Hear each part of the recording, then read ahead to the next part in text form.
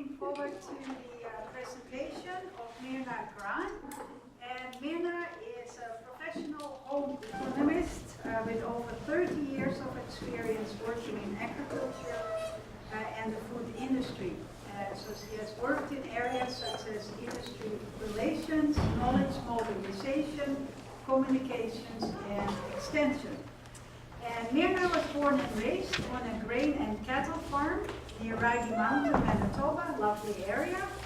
And she is an alumnus of the University of Manitoba. She currently wears several hats. She's the Assistant Operation Manager of the Glenlee Research Station, primarily responsible for the management of the Bruce Campbell Farm and Discovery Center. And she's also an instructor in the School of Agriculture. And she is teaching courses in the area of communications, rural leadership development, and decision-making skills. Prior to coming to the University of Manitoba, about 3.5 years ago, Myrna spent 17 years with the province of Manitoba in the Department of Agriculture. Myrna has also worked in the private industry, where she was working in marketing and advertising with Dairy World Foods. And I learned, very exciting, Myrna was also a radio announcer with Golden West Radio. Most stressful job. So I think it's very clear that Myrna is passionate about making a difference in the lives of others by promoting local healthy food and facts about where our food is coming from.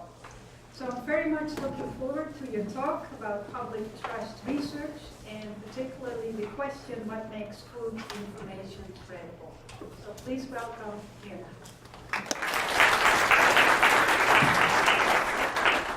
Well, that is awesome, because when I teach the communications course in here with 85 students, I never get a round of applause, so that's great. So yeah, definitely the Canadian Centre for Food Integrity held their Public Trust Summit just this past November in Ottawa and released all of the information that I'm going to be sharing with you. So I've attended that seminar twice now, so the 2017 data and the 2018, and both Kristen Matwichuk and I were able to attend that seminar. So what you're going to hear today is the general presentation that they shared, and all of the information is available on their website. So there's a really great resource. And you can download it, which has all of this information in it, plus this PowerPoint will be available. So this is something that you might want to look at if you want to delve just a little bit deeper into the information.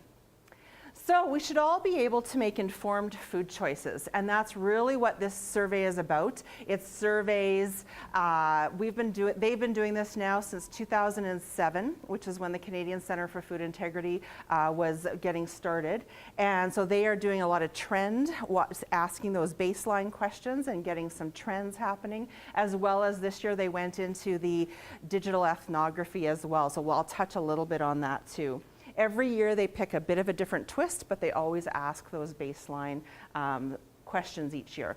So what is public trust? So this past year, I spent my year half-time as the manager of the Farm and Food Discovery Center and half-time as the national manager for the Public Trust Steering Committee. So I traveled all over Canada talking about public trust, working with grocery chains, Loblaws, Save On Foods, McDonald's, A&W, as well as every single one of the value chain roundtables that represent all of the 14 ag sectors. So I was meeting with people all across the Canadian food system, and they rely on a lot of this information for some of the decisions that they're making, and they also contribute to this center for helping fund this research.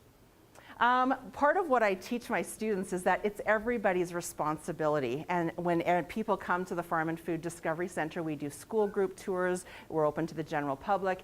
It's all about making sure you have that accurate, balanced, and current information. And we really feel that it's up to us to have those food conversations with the people around us. And to put your passion, you're all here within the agriculture and food sector, learning, working, and I really feel it's important that we all take a step. So at family Christmas, when my niece says to me that they're not going to eat pork anymore because it's just so filled with toxins.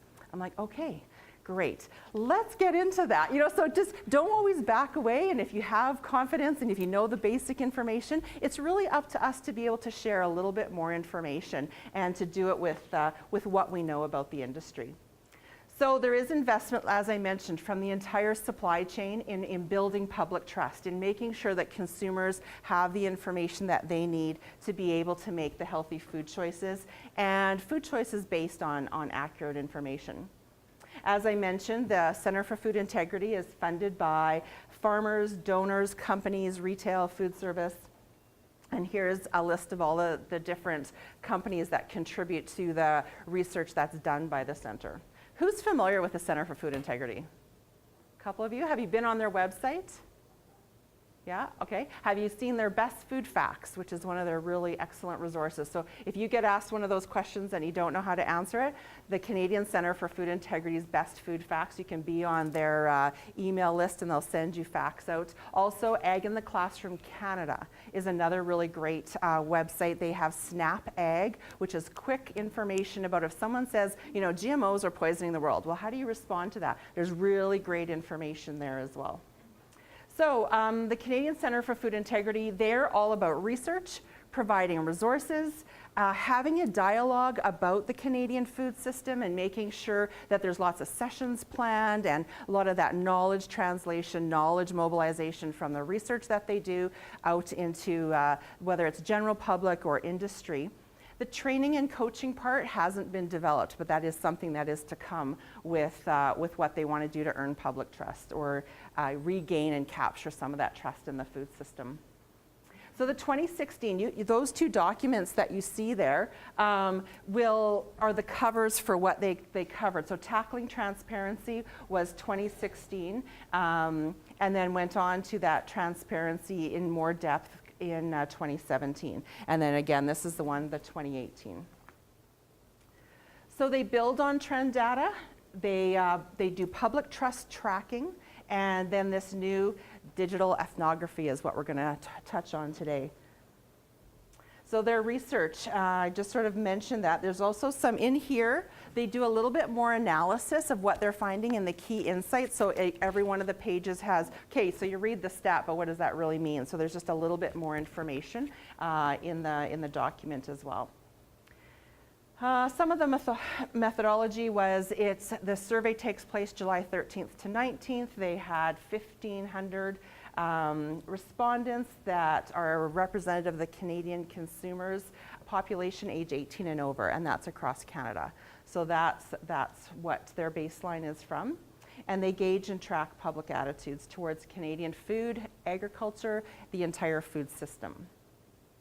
And because there's this Center for Food Integrity in the US, we have the ability now to be able to show what's happening in Canada as to what's happening in the United States. So there's that whole North American perspective that we can pull together between the two organizations. Oh, I should have mentioned, since Dr. House is here, Best Food Facts. He's been featured in those amazing Best Food Facts. Anybody else in the room? I don't recognize anyone else. Yeah, so that's awesome. We have a celebrity in the house. So, putting life issues into perspective. What was your topic on, Dr. House? I think it was omega-3s. Omega-3s, there we go. So, these are the standard questions they ask every year, and the results. So, 67%, when consumers are asked what's keeping them up at night, what are their main overall life concerns, they're given a list of things to respond to. Rising cost of food has been the highest for all the last 3 years. That's been the highest. And second has been keeping healthy food affordable. So those are the key concerns. Now, what happened this year is rising energy costs and rising healthcare costs have risen, and they're all tied now, I guess, at second. But those first two for the last 3 years have held those spots. So that's what Canadians are concerned about: rising cost of food, keeping the healthy food affordable.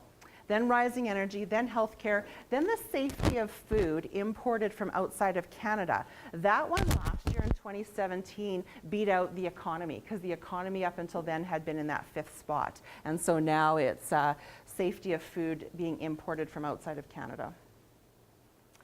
Some of the other food system concerns, so there's other concerns that fit into this whole scale here, but the ones specifically related to food are the food safety, climate change, humane treatment of farm animals, having enough food to feed Canadians, and then also having enough food to feed people outside of Canada was the lowest at 29%. So when we always say, oh, farmers are feeding the world, right? And we're doing all these great things to make sure we produce enough to be able to feed people around the world.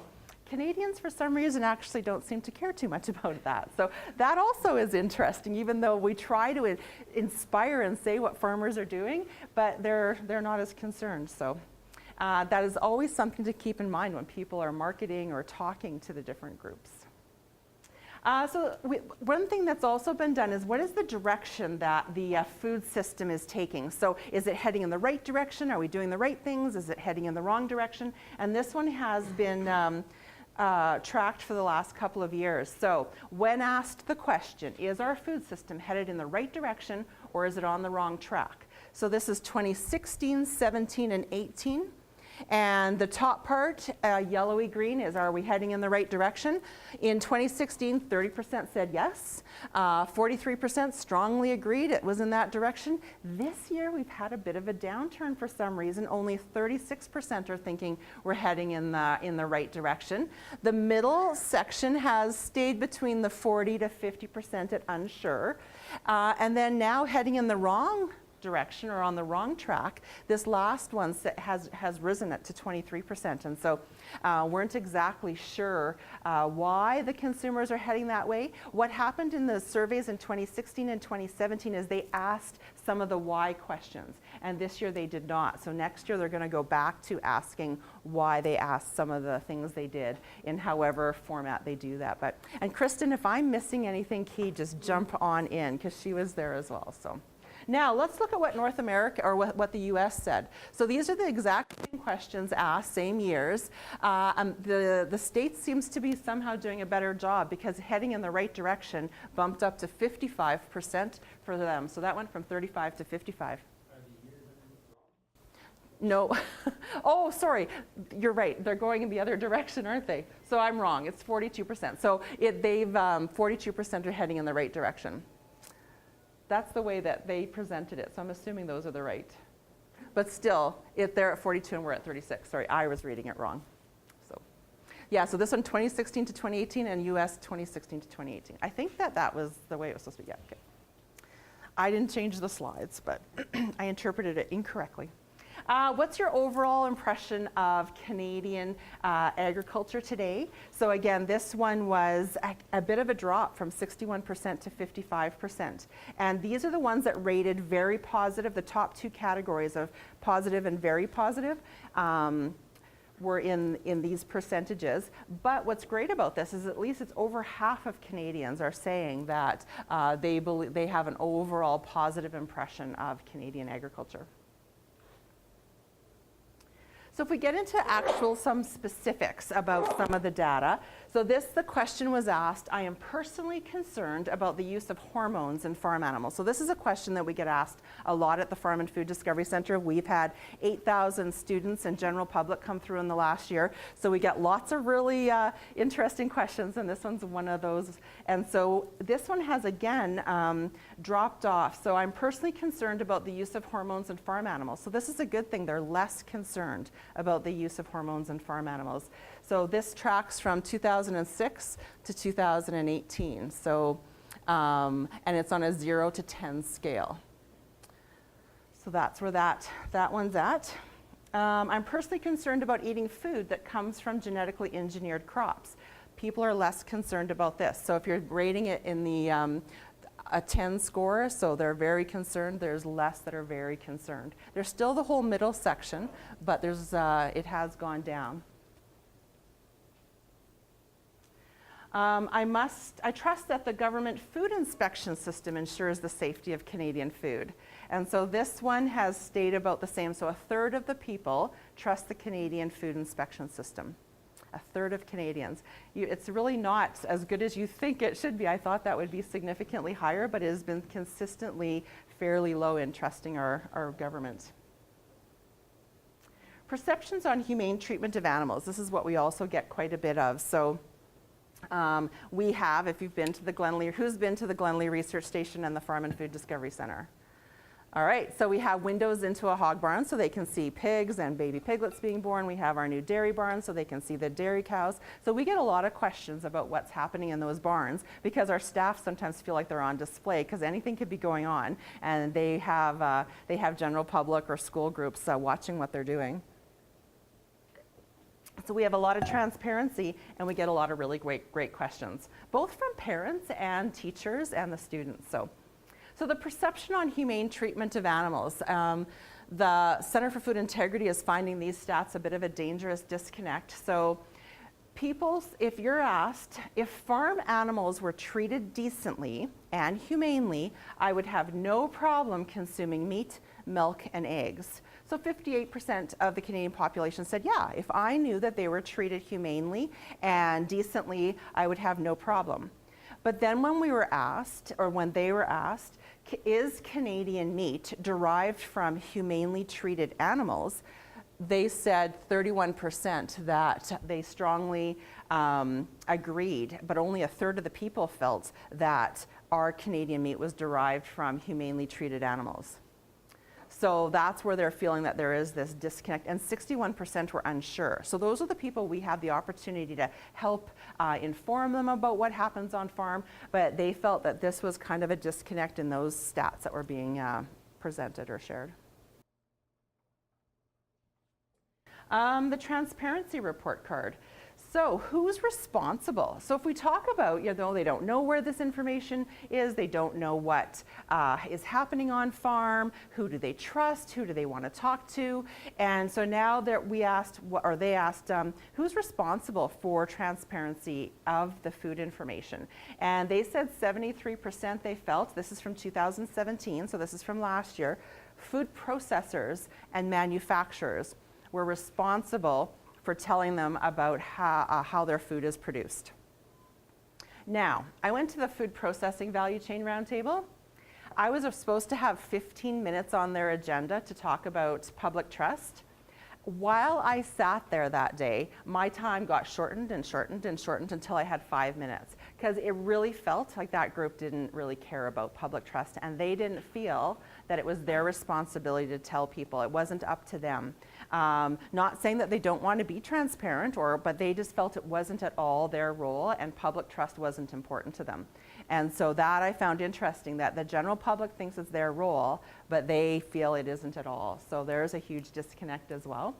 67% said farmers are responsible for telling them what happens on farm, 62% government, 52% grocery stores, and 46% restaurants. And yet we find in the media probably the most is the restaurants telling you about what's happening on farm. When you look at the really great McDonald's commercials that have come out lately, a number of A&W commercials have their perspective on what's happening on farm and how animals are turned into meat and what's in them, and what they're doing with protein, the new unburgers, or what's it, the new burger, the non-burger, what's it called? I can't remember what it is. The Beyond Meat burger, there we go. So there's lots of different media out there about our food, but it's mainly restaurants, and that's really not what the consumers are thinking it should be. They think it should be the food processors. Now, in this year they asked, how is the food system doing in actually telling you about what happens? Are they being open and transparent about the information about how food is growing, how it's produced, and so that they can make some informed choices? So this category, the percentages, are those that said they're doing really well. So they scored an 8 to 10 out of 10. So they felt that farmers were doing the best, but that was still at only 34% said that they were doing well. Scientific academic researchers, which weren't even on the other list, if we go back to the previous list of who should be telling them about where their food comes from, academic and research universities weren't even on that list. However, they're saying that they're doing a pretty, 28% they're doing, second at least.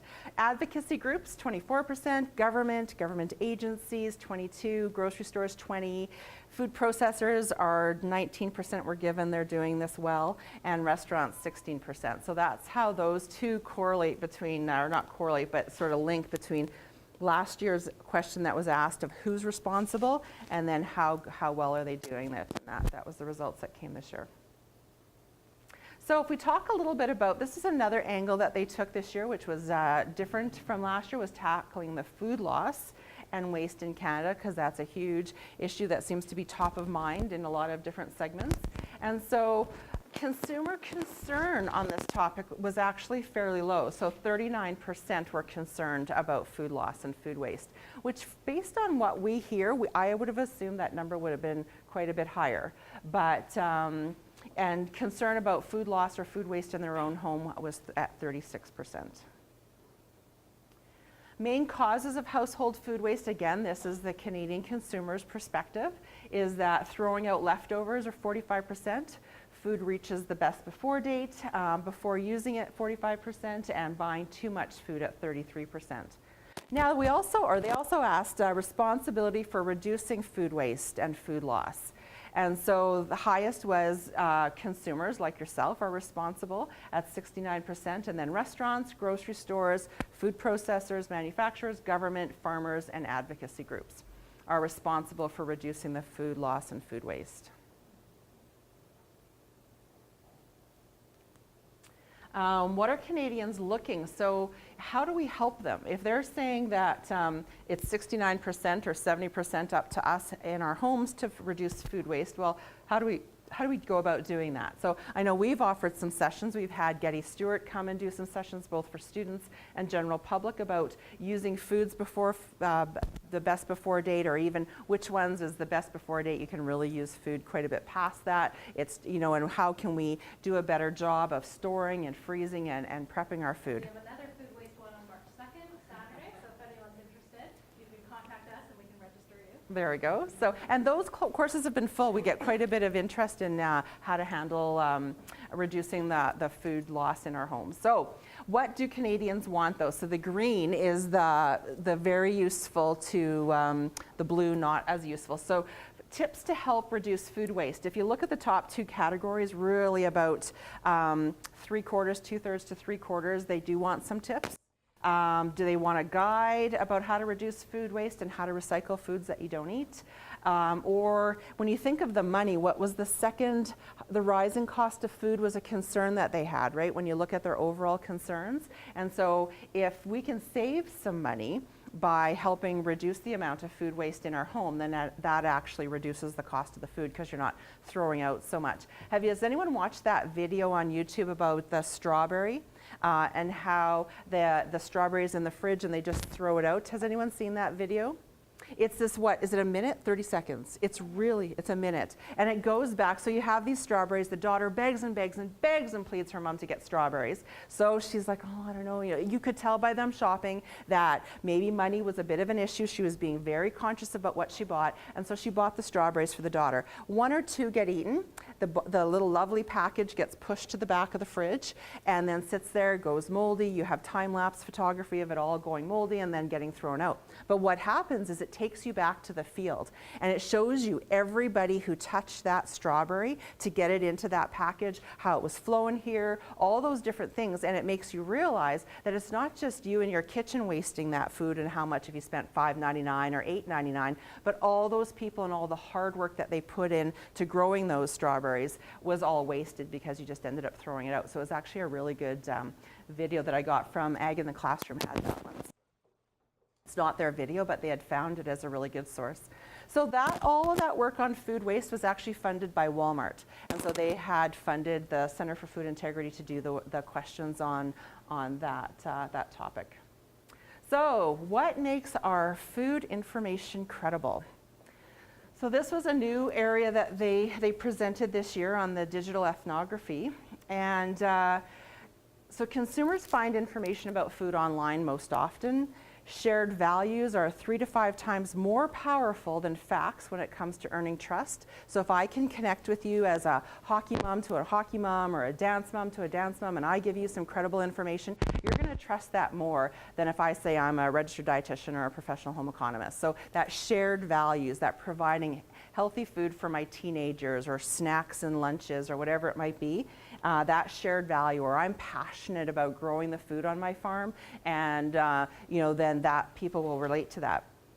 They'll trust that 3 to 5 times more often. And then what are those values? So how do they impact the perceived credibility of the information? So if I really like Leonardo DiCaprio or Gwyneth Paltrow or Dr. Oz, and I just follow them and I think everything that they say is valuable, well, that I personally am going to say that I trust that.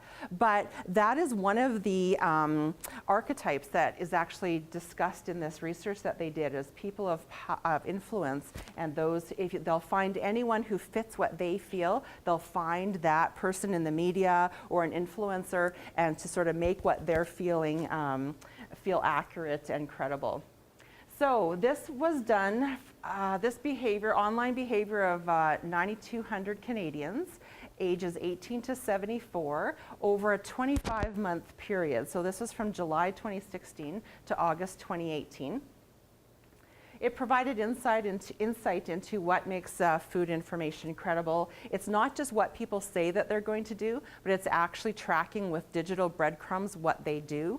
And so they were able to develop this information through these past 25 months.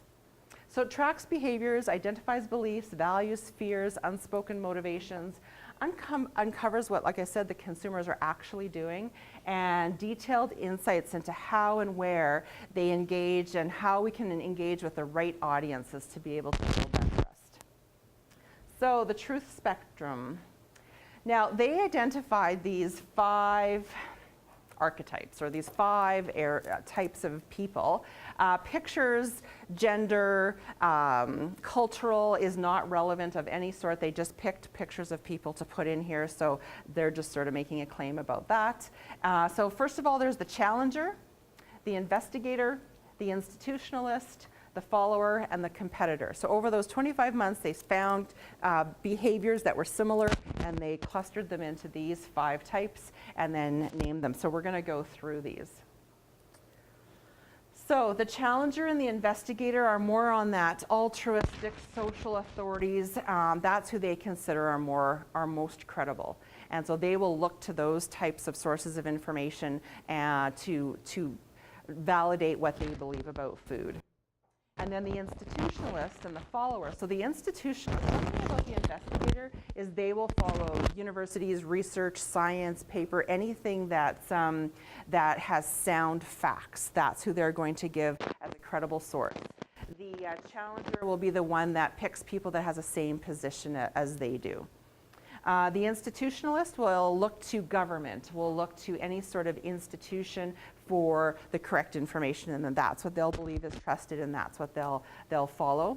The follower is someone who just follows. They just sort of, they're a late adopter, and they follow what others are doing. So it could be following media, a celebrity, or it could be following a neighbor or just someone they think is credible.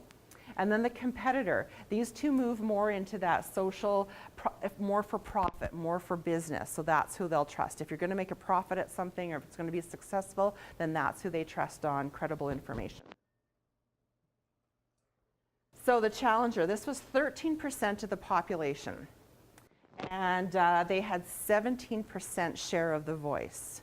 So they had, any more to add on that one, Kristen? No. So that was just one of the first categories, and this is the one that will, they will gravitate towards people who have that same position. So someone who believes the same thing that they do, that's how they feel that person is credible in their information. The investigator, as I mentioned, trusts science, research papers, and so they are 19% of the population and 14% share of the voice. And so this is based on those 9,200 Canadians that they followed. Yeah. How do you measure voice? I don't know how they measured voice. It was based on, I don't know how they measured it, but it was based on their impact of who they're talking to, right? So if they have a stronger impact on children and neighbors and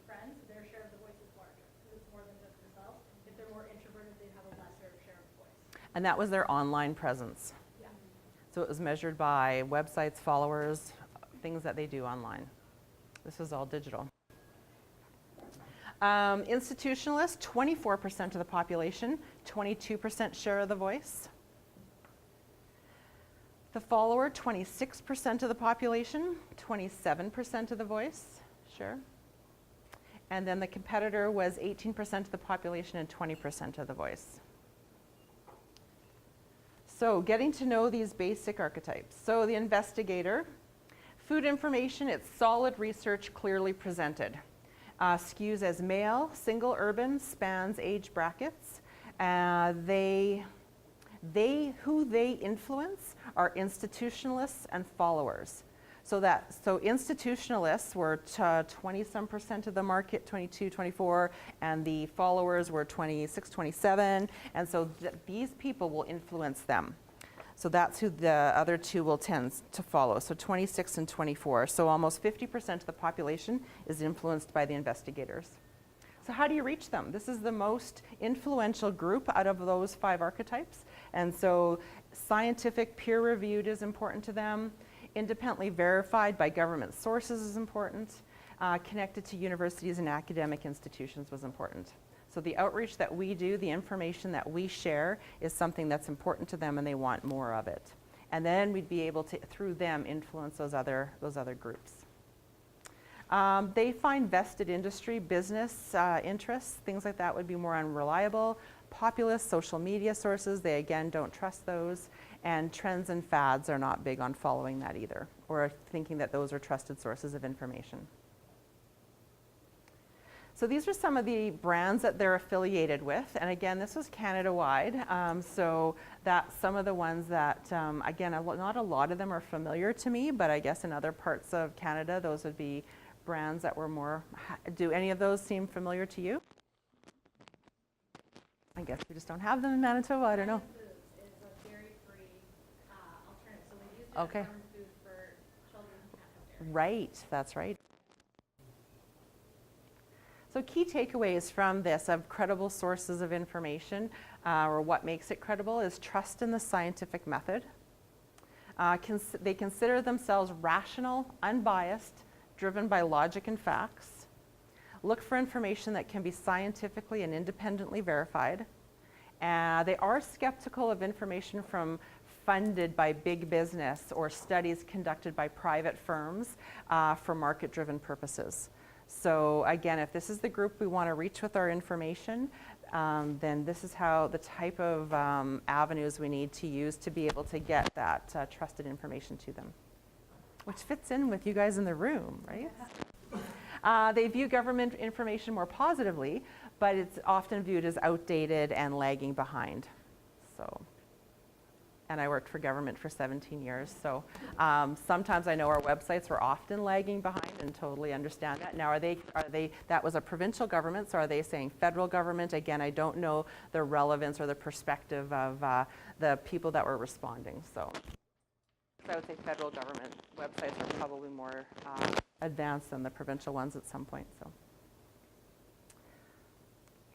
Tracy, are you agreeing with that or not agreeing with that? Yeah. So Tracy and I both used to work for government, so I just know what it was like to keep those up to date. So, building trust, insights, and opportunities. So here are some best food facts or places to go for information. With those investigators, it would be important to understand and connect with them and influence both the follower and the institutionalist.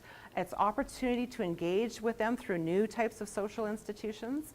The institutionalists, there's an opportunity for updating trusted institutional data. So this could be a message to governments that we need to get our data up to date. Our website, the Farm and Food Discovery Center website, right, is a place there's general information, but maybe we're thinking we need to be a bit more cutting edge and get some of this data up there more quickly.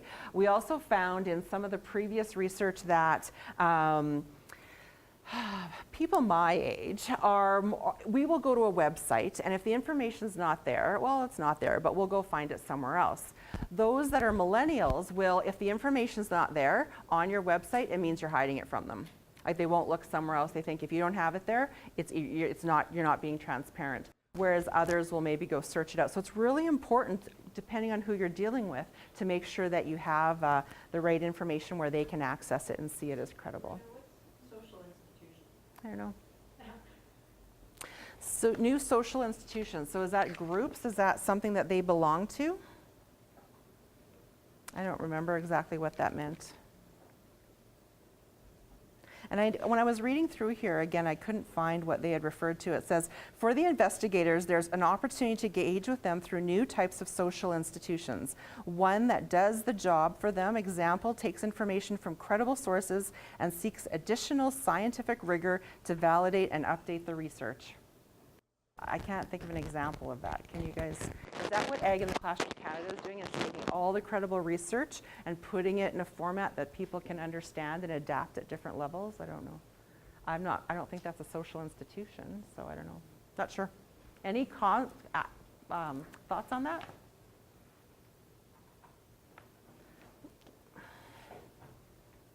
So some of the key insights, food matters. So what you do to provide healthy, affordable food for Canadians is addressing their most important concern.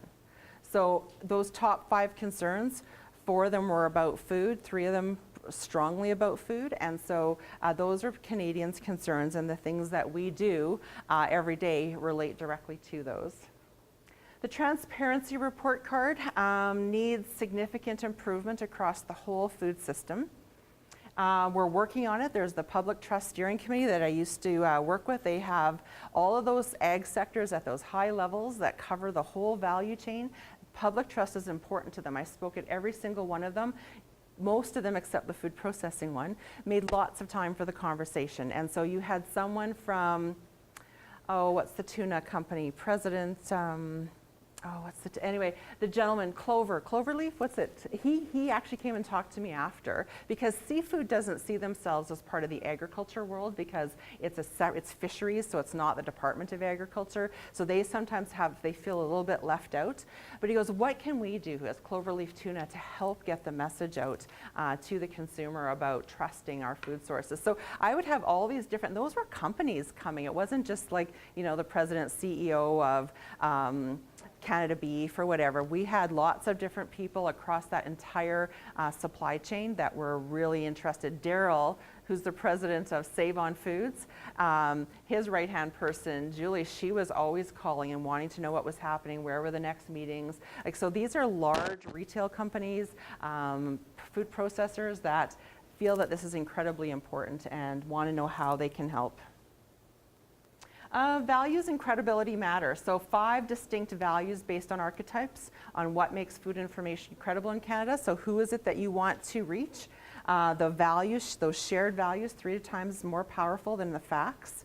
So when we talk to our groups and sort of do some training with them on communications, it always do you lead with the facts or do you lead with the shared values? Because sometimes if you lead with the facts, as we in our world of academia want to do, that doesn't always bode well. So it's really important to lead with the shared value, let them know you care, and then bring in the facts, information to follow behind. The facts are important. I was facilitating a strategic planning session for the chicken farmers of Canada, and they had heard that, lead with values, science doesn't matter anymore. And so then you had the other ones that were like, well, wait a second, science does matter. It's like, yes, but you can't lead with those facts. It scares people off. They don't understand it, unless they're the investigator, and that's what they want, but that was, 19% of the population. And so you need to build that sense of rapport, that relationship. You care, you're passionate about food, and then bring the facts to them. It's how we deliver the message that's important as well.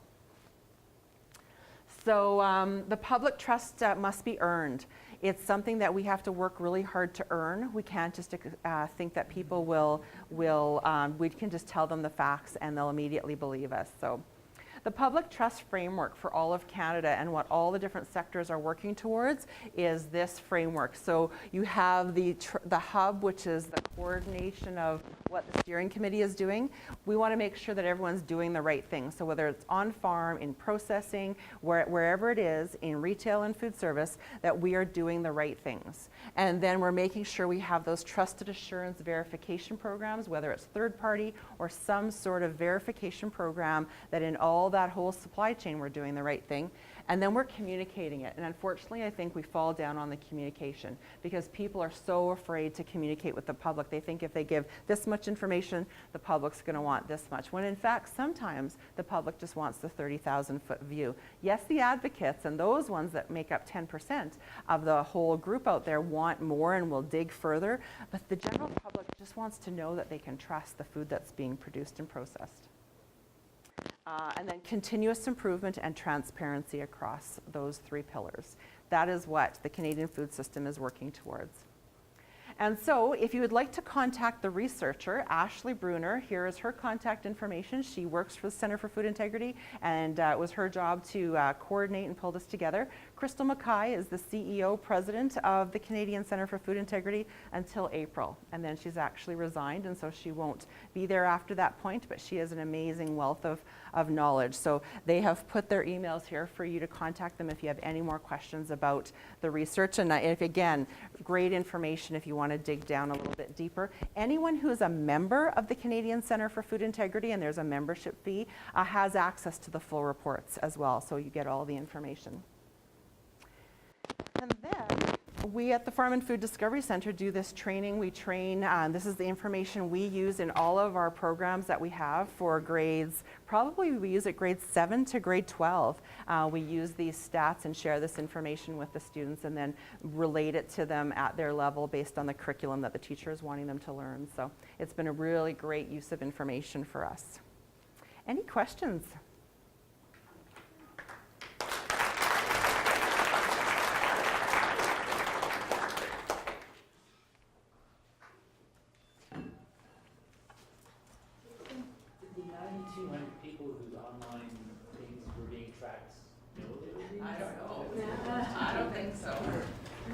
And I guess a follow-up is anyone picked up on the irony of tracking people without their knowledge? But they put that stuff out there. It's that stuff that's out there like that. They track all of our stuff. I just Amazon, and I get all that stuff popping up because my kids ordered a bunch of crazy things. I guess I'm just wondering, I mean, do you present that to people like, people don't trust us, and you know that because we've tracked them online. I don't know much about that, but that they don't know that they were being. And I'm just wondering, people, maybe we need to sort of be careful about how we. I'm not. They would have followed all the ethical everything and what they were doing, but it is what the information that's out there, that data mining, right? That's how all companies are doing that. Go ahead. Yeah. Oh, sorry. Oh, what other question? I'll go. Oh, yes, sure. So how do you think the rollout of the food guide was done, trust-wise? How do I think the rollout of the food guide, what? Well, the rollout of the food guide was sort of, we didn't consult with producer groups this time. And to me, that, given some of the bias that people felt against stakeholders, that might have been a good thing. So in all those meetings that I attended all year long, huge hot topic was the food guide, especially by the meat sector, dairy sector, egg sector. We had Health Canada come and present. So throughout the last year prior to it being released, and they were quite attacked by the group. They held very, again, I used to work in government, so they held very true to government. They didn't really, they just listened. They didn't respond so much because really those guys had done their homework, those men and women that were asking the questions of them, and they really, unfortunately, didn't have an answer for them. And yeah, they weren't consulted initially, even though they said that Health Canada said that there was an open consultation process. They felt that they weren't. So I'm not sure I answered your question. Yeah, well, actually, to me, it seemed like your archetypes. Nobody would have wanted a food guide based on the recommendations of Canadian Cattlemen's Association. Like it seems like a stakeholder that has an impact on that. It would be better that it's done by Health Canada. Yeah. Yep. So, but again, they all had what they all said, but the way it was rolled out, it didn't feel transparent, I guess, maybe is how it was deemed.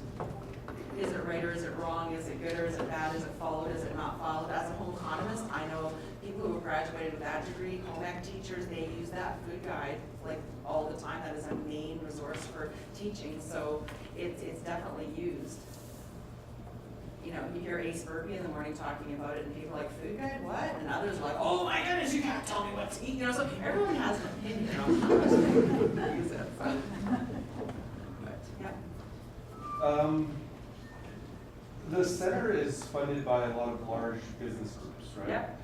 How does all of this funding actually play with the local food movement and smaller foods sources? Because all of these companies, they're the ones who source large amounts, usually imported from outside.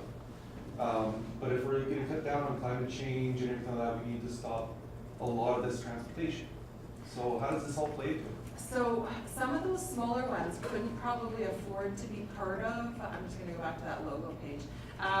But how they are represented there is, I know, for example, Food and Beverage Manitoba and the BC version of that and the BC version of CAP, Keystone Ag Producers, are all members. They pay a lesser fee, but then that information is available to their smaller members. So do they sit on the board? If someone from that organization would sit on the board, does the small processor? Not necessarily. But they do have an impact with some of the organizations that you see here. It's not all big company. And the board is very diverse. I'm not sure that answers, but it is fairly, they try to bring in as many as possible. I think Joyce had one in the back further down. Great presentation, super interesting. I think we don't think enough about the interface of consumers in our food system. But I'm wondering, I didn't see this in your survey results, but I mean, part of the reason that people are maybe not having as much trust is because there's sometimes reason. I mean, with the type of food system we have, there's inherent risks in it, and then, I mean, let's talk about lettuce, right? Recently, for more of the narrative coming from the food sector about, hey, you know, we didn't always get it right. Maybe we need to improve a few things, as opposed to, hey, come watch, you know, how we're raising the pigs. It's all good, you know. For more of that. And I'm thinking of Maple Leaf when there was the Listeria outbreak about 5-6 years ago, where the CEO didn't listen to his legal team, and he came out and took responsibility. And he was like a rock star after that. I'm just wondering if there is discussion at all about room for more of a dialogue, as opposed to, this is all safe, we're doing everything good, we just need to get you this message. I know that sounds very academic and, you know, something I might teach in my class, but I don't know. Did you ever have any of those discussions? I find that those large, whether they're organizations or companies, they want to make sure they have every I dotted and T crossed before they have those conversations. And I kind of challenge them, but I think that sometimes is handcuffing them. They need to have a conversation sooner than later, right? And so what happened with the Listeria one, I'm not sure everyone's got the guts to do that, or have they been all since been forced to sign something that they're not allowed to, I don't know. But I find there's a real fear of just being transparent when you're a large organization. Not of being, but of saying it, right? Of coming out and, because they just feel that they're gonna be attacked. The gentleman who's the vice president of, I forget his corporate communications with Cara Foods. So they have 23 different restaurant chains. He gets over 200 emails a day from what he calls activist-inspired consumers demanding changes on their menus. And so he goes, if there is any way you can get some information out to the general public to just help stop the requests that are coming in, because they just can't do that. I know that's kind of a sidetrack from your question. No, it's all relevant, and I mean, I teach food and nutrition education to nutrition students, and I'm finding it becoming more and more challenging every year to to nuance some of these discussions. I mean, the student the other day wanted to write do an assignment on why we shouldn't pasteurize milk. And I'm like, oh, it's a public health class. So, do you know, I got to sit with the Where did that Minister of come from? Agriculture and a room full of chefs, and they were all demanding of the minister, because I happened to be with the government at the time, was on the Chefs Association, so I was supposedly the liaison with this group, and they were very vocal that they wanted unpasteurized milk, they wanted to make things, and it was like, and there was a dairy farmer in the room that was supporting that, and I'm like, okay, so.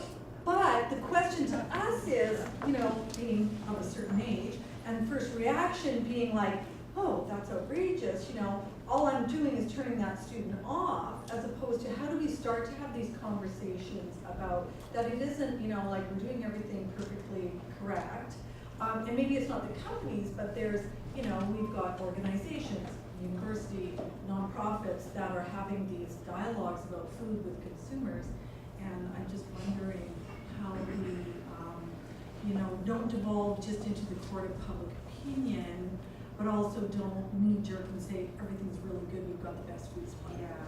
Shea Butter Ice Cream actually uses unpasteurized milk in their formula, and I'd like to learn a little bit more about how that was worked out with. They pasteurize their milk. They do pasteurize it? Yes, they don't. Oh, okay, thank you, because I heard him present, and I'm like, I didn't know you could do that. I mean, They get raw milk that pasteurize. Okay, thank you. There's also the Trappist cheese that's actually made with unpasteurized milk here in Manitoba. Quite a few health regulations that they've had to, like, hoops that they've had to jump through. But that is one product that's actually made and marketed and sold with raw milk. How can we engage and not just put the roadblock up? I understand that one. We had some more hands over here. I was a little confused by the fact that in your one slide, it showed investigators being underrepresented in terms of voice. It was, 19% of the population with 14% of the voice. And the next slide talked about how the investigators are the most important group to reach because they're the most influential. Yeah. And that was confusing to me because they have 14% of the voice. Yeah. They actually have the lowest percentage share of voice, but it must have been somehow, again, snapshot of data, but there must have been something that showed that those other two categories do follow them. So I mean, my intuition, though, based on what I see happening on the internet, is not that the investigator group is the most influential, to be honest. Yeah. That's just in terms of my, Well, they could be more influential, but their voices are quieter, right? So like someone who's an activist has a louder voice, it goes out further, and so you see it more, and you have more access to it, but they might not actually be influencing the people, because someone might think, oh, well, that person always says things like that. Yeah. So it also goes further into how much people are actually believing it, and that's kind of the nuance of the research of, they don't present how they figure out everything, right? Because that's part of their knowledge base, but I'm sure if you reached out to them, they could maybe help explain that small subtlety of why their share is smaller, but they do influence. It could also be from how you were mentioning value versus fact, where the investigator puts facts versus their value more, so then they have less of a voice in fact, maybe. I saw it too. Christine? All right, I was just curious, just thinking about transparency of food products in our food system. If there's any information that came out from their survey around people's feelings about transparency and trust when it comes to single ingredient foods or processed foods. Because as a consumer, I look at something like a package of meat and I think, well, that's meat. If I buy a box of something that's got a whole bunch of ingredients, and I used to buy it 10 years ago and it tastes different now and I can't really tell what's in it anymore.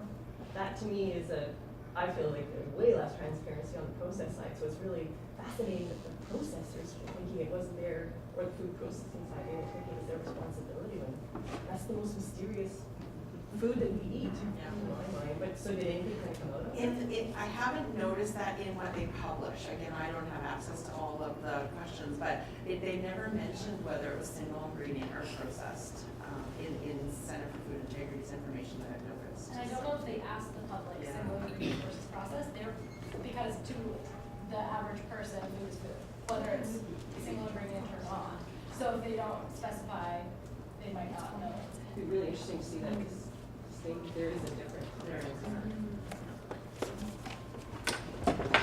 Any other question? Yeah. I think I was wondering, so you're showing lots of bars and circles and things going kind of up and down, fluctuating year to year.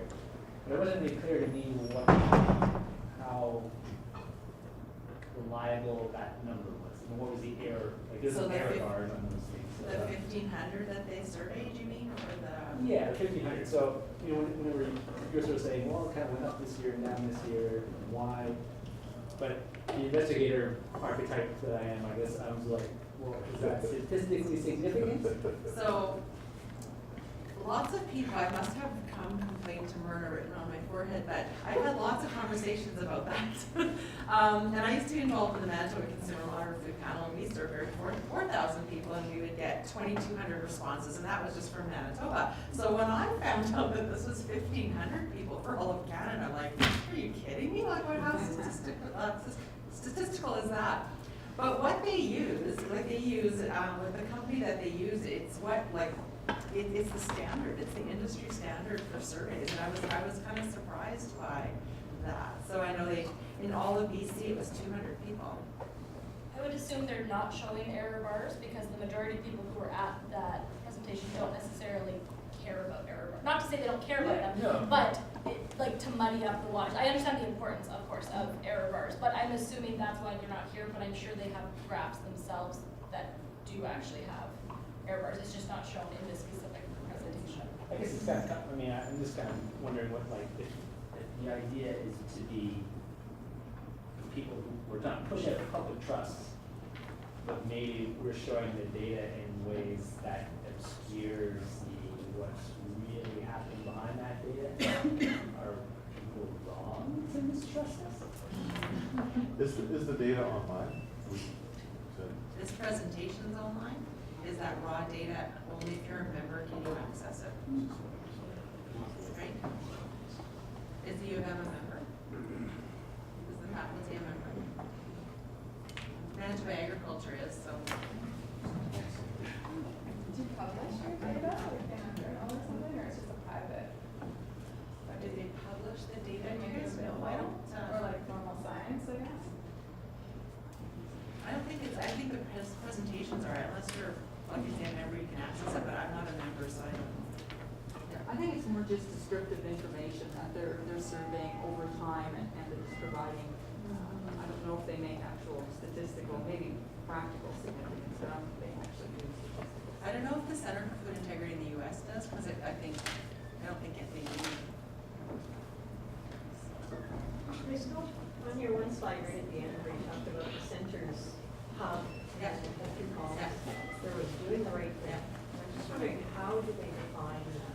That's very arbitrary, or it's a value, whose value is that, doing the right thing, and what is that? Well, I think when we talked about can we trust our food and are we doing the right things, I think before this became really mainstream, I don't think we were all all sectors were doing the right things, right? So it's made us clean up our house a little bit, and so to make sure we are. So the antibiotic use, we're now moving in poultry, right? Moving further away from the human, I don't know the right term, the human version of antibiotics to, you know what I mean? So they are cleaning up, I guess, what they're doing and hoping to make a difference, doing more research to figure out how to do that. So doing the right thing is based on that industry and information that they. And society's Yeah. values at the time. Right. I would assume that would be moving constantly then, because. Yeah, so they needed to clean up their backyards, right, to move forward. Any other questions? It's good timing because it's 4:30, so thank you very much for being here.